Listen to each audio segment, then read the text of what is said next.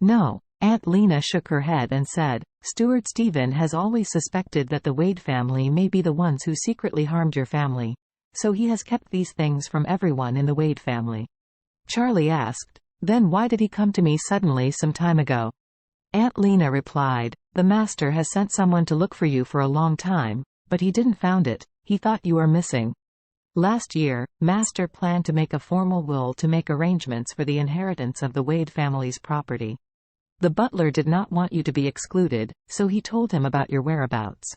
The master hopes that you can return to Eastcliff and compete with the other descendants of the Wade family to inherit the family business, but he also knows that you may not agree to it.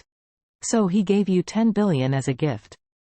Charlie couldn't help asking, Auntie, then you needed a kidney transplant for uremia. Was that true or not? When Aunt Lena heard this, she shook her head again and again, confessing in her mouth, going back to the young master, It's a fake to be sick next, because you grew up with me, and I understood your temperament. If I didn't force you, you would not have accepted the Wade family's funds. That's why I decided to use that as an excuse to force you to accept Wade family's money. I would deceive the young master and sin. Death is what I deserve, please master punish me. What Aunt Lena said is actually correct. Charlie has undergone tremendous changes since he was a child. He has experienced the best days in the world, and he has also experienced the hardest days. He has already witnessed everything. Even if he didn't marry Claire back then, even if he still was working on the construction site now, there is nothing that he'd be dissatisfied with himself. Because in his opinion, after the death of his parents, working hard to live is the greatest comfort to them. As for money and status, he had already forgotten it. During the years he married Claire, he suffered humiliation, but he never thought of going back to Wade's house for help. Even if his dignity was rubbed repeatedly by the Wilson family on the ground, he could accept it calmly. 3 years of incomparable humiliation passed, but even though he himself was in the center of this vortex, he was the most peaceful one. But his calmness was completely changed because of Aunt Lena's serious illness. At that time, he was too afraid of Aunt Lena's death. Because, in his eyes, she was his savior, his reborn parent, and his biological parents were already dead, so he must never watch her die. He once went to the hospital and wanted to do a match with her, to see if his kidneys was compatible. If the matching was successful, he would simply donate a kidney to her. However, the hospital told him at the time that the matching failed.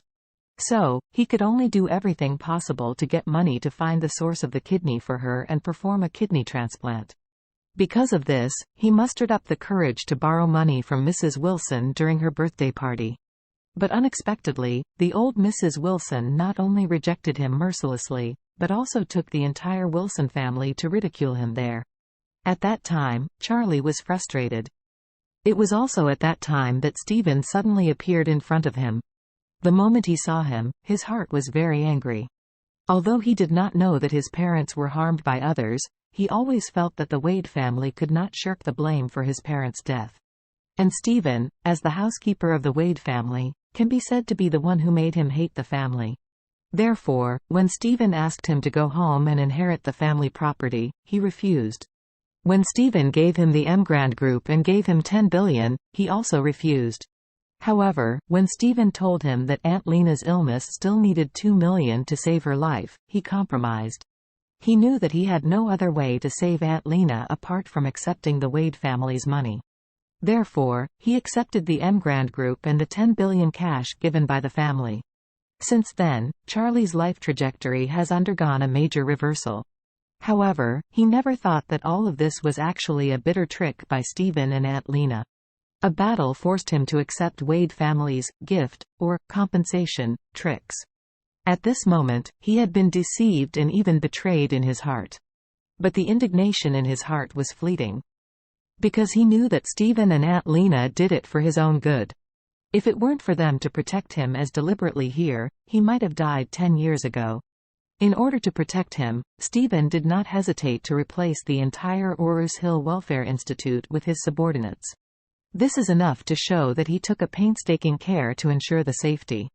Thinking of this, he hurriedly stretched out his hand to support Aunt Lena, and said gratefully, "Auntie, you don't have to apologize to me. let alone ask me for your crimes. You and Steward Stephen are my lifesavers. I should thank you. You risked your life to protect my safety." Aunt Lena waved her hands in a hurry. "Master, you are too polite. These are all things we should do." Charlie sighed and said, "Auntie, I am a little confused now, so I have to call Butler Stephen and sort out these clues. After I figure it out, I will come to you again." Aunt Lena said quickly, "Okay, young master." Charlie was uncertain, and said in a panic, "I'll leave now, Aunt Lena." Aunt Lena hurriedly said, "Master, I will see you off." Charlie waved his hand. "No, I'll go by myself." After that, Charlie gave a fist to Aunt Lena, bowed slightly, and turned and left the office. Pushing the electric bike, Charlie walked out of the orphanage in despair.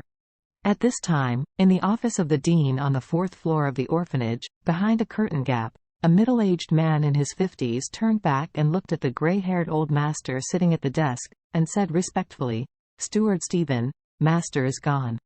It was the dean of Orus Hill Welfare Institute. And the gray-haired old master in the desk was Stephen, the housekeeper of the Wade family.